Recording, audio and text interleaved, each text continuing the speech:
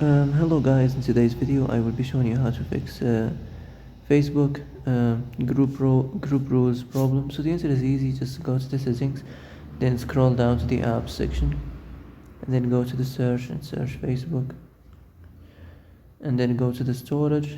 Here you will find this clear cache option, click on it. Now you can go check it if it works, and if it didn't, you can try to restart your phone or turn the Wi-Fi off and on, or the Bluetooth or the airplane mode. Also, you can try to clear data, but be careful. If you clear data, all this application's data will be deleted. This includes all files, the settings, the accounts, the databases, etc. So be careful if you want to clear your data.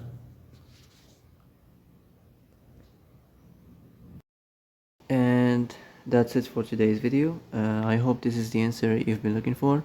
If you like this video, don't forget to like and subscribe, and see you in the next video. Thanks for watching.